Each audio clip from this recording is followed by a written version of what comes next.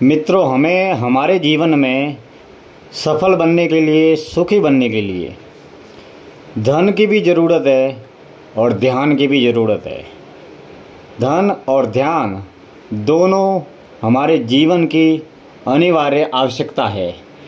हम अक्सर धन से तो जुड़ पाते हैं, लेकिन ताउम्र ध्यान से नहीं जुड़ पाते हैं। जब हम ध्यान से जुड़ते हैं तो धन की अहमियत, जीवन की कीमत और समय का मूल्य हमें वास्तविक तल पर समझ में आता है। ध्यान की गहराई हमें ये बताती है कि जीवन में किस चीज़ की कितनी ज़रूरत है, कितनी उपयोगिता है, और हर वस्तु या पदार्थ, संबंध, रिश्ते, मित्रता या धन, साधन, वस्तु, पदार्थ जिनका हम उपयोग करते हैं, उनकी हमारे जीवन में कितनी, क्या और कब तक अहमियत है। धन से हम हमारे जीवन में तमाम तरीके के घरेलू, पारिवारिक, सामाजिक कार्य का संचालन करते हैं। अगर हमारे पास में धन नहीं होगा तो हम जीवन का गुजारा नहीं कर सकते, क्योंकि घर चलाने के लिए, परिवार चलाने के लिए, जीवन का गुजारा करने के लिए, साधन संपन्न बनने के लिए, सुखी बनने के लिए, सक्षम बनने के लिए, शक्तिशाली बनने के लिए धन का होना बेहद आवश्यक है। क्योंकि पारिवारिक, सांसारिक, सामाजिक जीवन में जीवन से जुड़ी हुई सारी की सारी ज़रूरतें धन से पूरी होती है। इसलिए दोस्तों, हमें धन से भी जुड़ना चाहिए और ध्यान से भी जुड़ना चाहिए। धन से हमें बाहरी दुनिया समझ में आती है और व्यक्ति और पदार्थ से जुड़े हुए संपर्क और संबंध हम निभाते हैं, और धन से हम सुखी भी होते हैं, सफल भी होते हैं, सक्षम भी होते हैं, संपन्न भी होते हैं।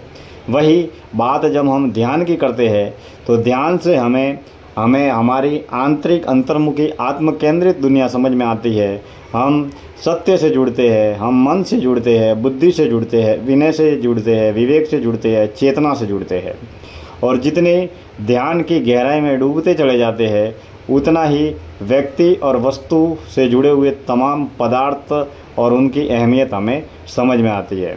दोस्तों, पारिवारिक, सामाजिक जीवन में घर चलाने के लिए, परिवार चलाने के लिए, जीवन का गुजारा करने के लिए हम धन के सिवाय कुछ भी नहीं कर सकते, क्योंकि दुनिया में धन का ही बोलबाला है, अमीरी का ही बोलबाला है।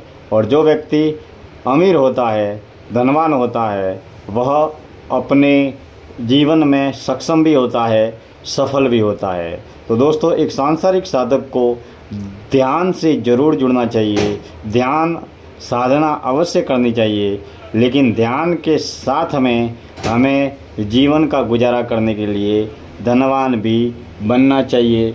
लेकिन हम जो भी जीवन में जितना सफलता या उपलब्धियां प्राप्त करते हैं, अगर कोई व्यक्ति ध्यान से जुड़ा है तो उसे किसी भी तरीके का अहंकार नहीं आएगा।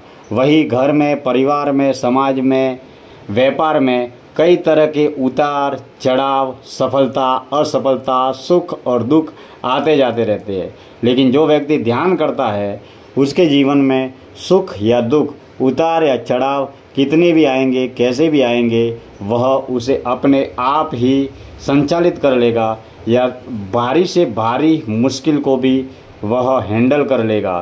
क्योंकि जीवन न केवल सुख से बनता है और न केवल दुख से बनता है। सुख और दुख, सफलता और असफलता हमारे जीवन में आते जाते रहते हैं। मित्रों, जब भी सुख या सफलता मिलती है तो हमें हमारे जीवन में अहंकार को नहीं पालना चाहिए, और दुख या असफलता मिलती है तो हमें दुखी नहीं होना चाहिए, हमें पश्चाताप नहीं करना चाहिए। वही हमें कर्मों से दुखी नहीं होना चाहिए, क्योंकि कर्म हमें करते रहना चाहिए। लेकिन इसके बावजूद भी किस्मत या ईश्वर हमें दुखी करे तो वह संपूर्ण जिम्मेदारी या जवाबदारी सारी की सारी ईश्वर को सौंप देनी चाहिए। मित्रों, धन का काम धन ही करता है। बिना धन के जीवन में कोई भी नहीं हो सकता, कुछ भी नहीं हो सकता। क्योंकि घर परिवार चलाने के लिए, रोजगार करने के लिए, व्यापार करने के लिए हम पदार्थवादी जगत से जुड़े हैं, और सारे संबंध, संपर्क, रिश्ते, मित्रता, दोस्ती और हमारी लेन देन, गाड़ी, बंगला, पैसा, प्रॉपर्टी इत्यादि संपूर्ण सामग्री धन से हम प्राप्त कर सकते हैं। धन से हम सुखी भी कर सकते हैं, सुखी भी हो सकते हैं, और धन से ही हम धन, साधन, वस्तु, पदार्थ से जुड़े हुए भौतिक साधन जुटाकर अपने जीवन को सफल और सक्षम बना सकते हैं।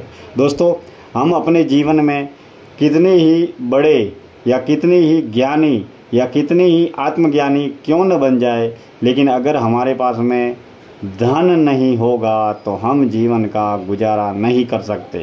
दोस्तों, अगर हम किसी रेलवे स्टेशन पर जाए और मान लीजिए वहाँ पर टिकट का 101 रुपया होता है और आपके पास में मात्र 100 रुपये ही है और 1 रुपया अगर नहीं है तो आप कितने ही बड़े ज्ञानी हो, ध्यानी हो, विद्वान हो, ईमानदार हो या आत्मज्ञानी क्यों न हो, अगर 1 रुपया आपके पास नहीं होगा और टिकट की कीमत 101 रुपया है तो 1 रुपया न होने की वजह से भी वह व्यक्ति या टिकट मास्टर आपको टिकट नहीं देगा। क्योंकि दोस्तों, धन की ज़रूरत धन ही पूरा करता है। पैसों की ज़रूरत से जुड़ा हुआ काम पैसों से ही पूरा होता है। और जीवन में बचपन हो, जवानी हो या बुढ़ापा हो, हमारे जीवन में धन से ही सारी लेन देन होती है। क्योंकि धन हमारे जीवन में महत्वपूर्ण और अनिवार्य आवश्यकता है और सुबह से शाम तक हम धन के लिए दौड़ते हैं, भागते हैं, धन के लिए संग्रह करते हैं, परिवार का पालन पोषण करते हैं, बच्चों को पालते हैं, पढ़ाते हैं। तो हमारे जीवन में संपूर्ण ज़रूरतें धन से ही पूरी होती है। धन से ही हम सुखी और सफल भी बन सकते हैं। लेकिन अगर हम ध्यान से जुड़े हैं तो धन किस तरीके से अर्जित करना है, धन का कब कहाँ किस में उपयोग करना है, जो व्यक्ति भक्ति से जुड़ा है, ध्यान से जुड़ा है, वह व्यक्ति जानता है कि हमारे पास में बहुत ज़्यादा धन अगर आ जाए तो उसका उपयोग कब कहाँ और कैसे करना है। और अगर हम गरीबी, अभाव या असुविधाओं में जीवन को जी रहे हैं तो उस दुखी अवस्था में या मुश्किल की परिस्थितियों में अपने जीवन का संचालन किस तरीके से करना है। तो दोस्तों, कहने का मतलब ये है कि जब हम ध्यान से जुड़े हैं तो धन की वास्तविक अहमियत समझ में आती है और जवानी में कमाया हुआ धन हमेशा हमारे बुढ़ापे में साथ भी देता है, सहयोग भी देता है। इसलिए हमें धन से और ध्यान से दोनों से जुड़ना चाहिए। हमें कभी भी कहीं भी किसी भी कीमत पर किसी का भी विद्रोह नहीं करना चाहिए। क्योंकि अक्सर हम आध्यात्मिक पथ पर जब भी बढ़ते हैं तो अक्सर हम धन का विरोध करते हैं या मोह माया के बाज़ार का विरोध करते हैं। लेकिन दोस्तों, असल में मोह माया का संपूर्ण बाज़ार बाहर न होकर हमारे अंदर है।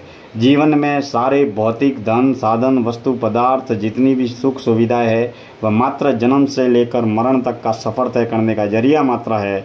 लेकिन जीवन में अगर हम ध्यान से जुड़े हैं तो हमें धन किस तरीके से प्राप्त करना है, हमें धन का उपयोग सेवा में करना है, परहित में करना है, परोपकार में करना है। इसी के साथ ही हमें सात्विक सतोगुणी तरीके से धन को कमाना है। क्योंकि जैसे जैसे हम ध्यान से जुड़ते हैं वैसे वैसे हमारे कर्म, हमारे वाणी, हमारे विचार पवित्र, शुद्ध और सात्विक होते चले जाते हैं। क्योंकि जो व्यक्ति साधना से जुड़ता है, भक्ति से जुड़ता है, ध्यान से जुड़ता है, मौन से जुड़ता है, उसके जीवन में वास्तविक तल पर रूपांतरण भी घटित होता है। लेकिन हम एक बात का विशेष रूप से ध्यान रखना चाहिए कि जो पारिवारिक, सांसारिक, सामाजिक ग्रस्त जीवन को जी रहे हैं, वो भले ही बुढ़ापे में हो या युवावस्था में हो या विद्यार्थी काल में हो या बच्चे हो, हमें कभी भी कहीं भी किसी भी कीमत पर धन का, साधन का, वस्तु का, पदार्थों का विद्रोह नहीं करना चाहिए। बेशक अगर हम धन साधन संपन्न होंगे तो हम सक्षम और सफल होंगे और साथ ही हम अन्य कई ज़रूरतमंद, गरीब, असहाय, विकलांग, दिव्यांग, विधवा या कई गरीब असहाय लोग हैं उनकी मदद भी कर पाएंगे। इसलिए दोस्तों, हमें पारिवारिक, सामाजिक जीवन में, हमें व्यावसायिक जीवन में अवश्य धन की अमीरी को प्राप्त करना चाहिए और शुद्ध और सात्विक कर्म योग की राह पर चलकर योग की दिशा में आगे बढ़कर हमें निष्काम भाव से कर्म करते हुए जीवन को सफल बनाना चाहिए, ताकि हम भी सफल हो और हम किसी अन्य लोगों का तन, मन और धन के जरिए सहयोग कर सके। क्योंकि दोस्तों, आपके पास ज्ञान होगा तो ज्ञान के जरिए आप लोगों की सेवा करेंगे और आपके पास अगर धन होगा तो धन के जरिए आप लोगों की सेवा करेंगे। इसलिए जीवन में धन का और ध्यान का दोनों का होना बहुत ही ज़रूरी है। इसलिए मित्रों, हमें धन और ध्यान से दोनों से जुड़े रहना चाहिए, ताकि ध्यान से हमें आंतरिक दुनिया समझ में आएगी और धन से हमें बाहरी दुनिया समझ में भी आएगी और धन से बाहरी जीवन से जुड़ी हुई, परिवार से जुड़ी हुई, व्यापार से जुड़ी हुई ज़रूरतें भी पूरी होगी और धन से ही हम अन्य लोगों की सेवा भी कर सकेंगे। मित्रों, मैं दिनेश्वर माली आप सभी का तहे दिल से हार्दिक आभार व्यक्त करता हूं। आज की जीवन दर्शन यात्रा में इतनी ही बातें। आप हमारे YouTube चैनल से जुड़े हैं, YouTube पर दिनेश्वर माली ऑफिशियल से आप जुड़े रहे। समय समय पर हम ज्ञान, ध्यान, धर्म, दर्शन और आध्यात्म से जुड़े हुए अनुभवों को लेकर समय समय पर सार्थक चिंतन करते रहेंगे। आपकी सलाह, सुझाव और मार्गदर्शन का मैं तहे दिल से स्वागत करता हूँ। धन्यवाद।